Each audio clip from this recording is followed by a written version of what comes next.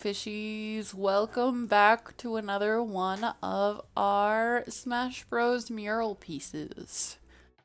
This week we're going with our favorite alligator pirate, which that is a very obscure topic, so I mean there's not many to choose from there. But this week is King K. Rool, which I haven't played a lot of the Donkey Kong series. I mean, I remember probably the Donkey Kong game I played the most was that weird one with the bongos. No, I don't think King K. Rool was in that one. So I did a little bit of research here and there. Found out he's got a lovely wife whose name is Calypso. She's got this nice like 70s vibes with a nice afro. I've been drawing a lot of curlier haired characters lately because I figured out how to make a curly haired brush on my art program. I don't know how to make a lot of brushes on my art program, but I'm figuring it out slowly but surely. Also, when we get to the inking stage, you'll notice I have a new inking brush, so it's a little bit more consistently aligned, a little bit less, I don't know, sloppy, inconsistent. I don't know. The other one just had a bigger ratio of sizes with its brush strokes versus this newer inking brush is just more of a consistent line art one while still having like the weight based on how much pressure you put towards it. And the character is one of my husband's OCs. She is a pirate named Pacific Rose. I did a little bit of... We haven't fully finalized her details and everything, so I did a little bit of playing around with this piece. But I think she's a cute character overall. And you know, we figured since she was a pirate, it was only fitting to make her a pirate king. I don't know. I don't feel like I've played King K. Rool many times in Super Smash. It's like never a conscientious choice. It's more just if I put it on random and it shows up. But his moveset isn't too bad. He's got a lot of long-ranged moves, but he's more of like a slower character. But like, at least his recovery to like get back onto a stage isn't terrible. Because sometimes they're a bit rough with the heavier characters. Then you're like, if I fall off this stage, I am dead forever. Not really, but you know, Smash Bros be like that sometimes. But I think it's fun just seeing all the progress of the various Smash Bros games. Seeing how much they've changed from the original one on the N64 to the GameCube to the Wii U if you played it, but I didn't, so I don't really know what went on there. And then to the Switch with our Smash Ultimate with all the many much characters. So many much. And I think my favorite Smash Bros is probably still Melee though. I liked the adventure modes on that one a lot. Or I think it was like classic mode and something. They were like little story modes and you'd get little statues of the characters that you completed it with. Can't remember if they kept the costume that you had or not. I don't think they did. I also always wished that Master Hand was a playable character.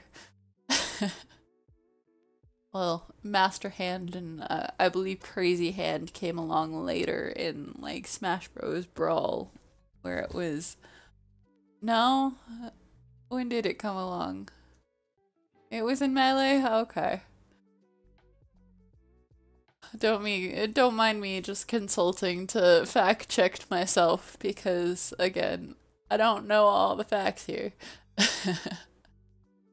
But I always thought that it would be cool to play as the master in Crazy Hand, and that would be probably a bit overpowered though, but it would be fun. Like, what if you did like 100 character smash where all the random characters are falling from the sky, but you got to play as Master Hand? I think that would be really fun. Never fully been able to like complete the like 1,000-man challenge. I know me and my husband tried it a couple of times with a couple different characters. I think our highest we got was like 400, if that. No, it was like 300. He has no idea, but I think it was somewhere around there. Um, oh yeah, and I remember like the baseball challenge, which I had so much trouble with for I don't even know why. Like half the time I just couldn't figure out how to get the little punching bag even off the batting plate. It was a problem. Except I do remember like at least one time just being Donkey Kong, just picking it up and running. You don't run very fast, so you don't get very far.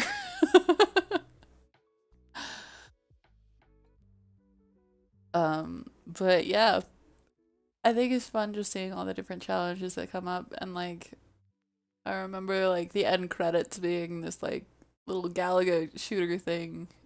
Is that is that in all the Smash games, or is that?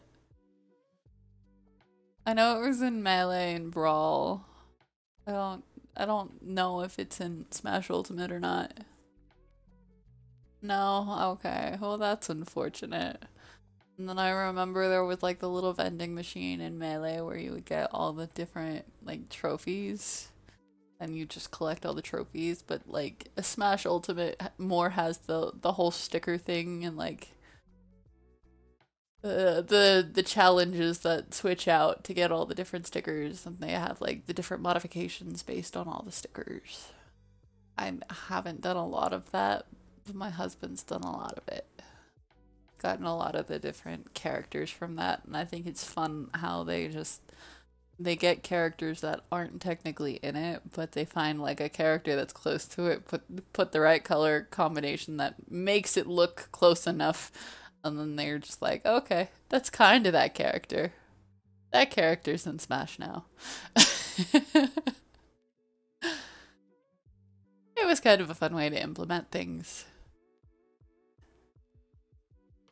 I remember this is like totally unrelated to Smash Bros, but it's related to pirates.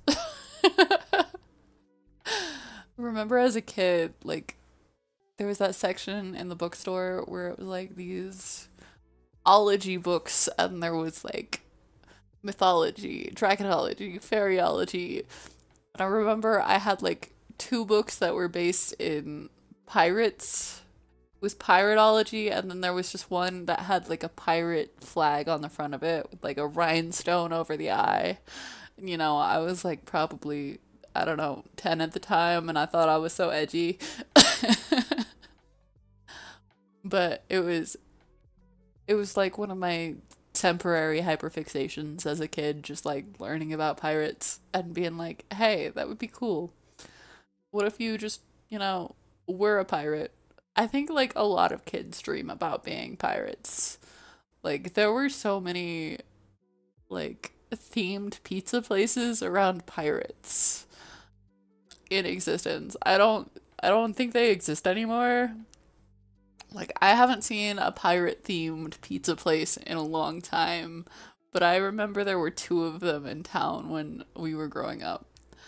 Um or there was one that was pirate themed and then it got rebought and like rethemed, but it was still pirate themed.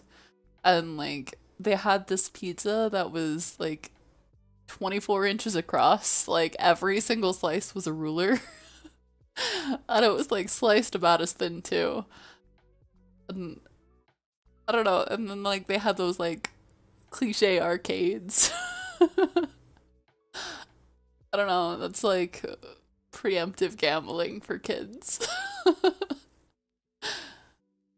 And then there were like several ones that were a lot easier than other ones, but you know, sometimes the thrill of the challenge was what made it exciting.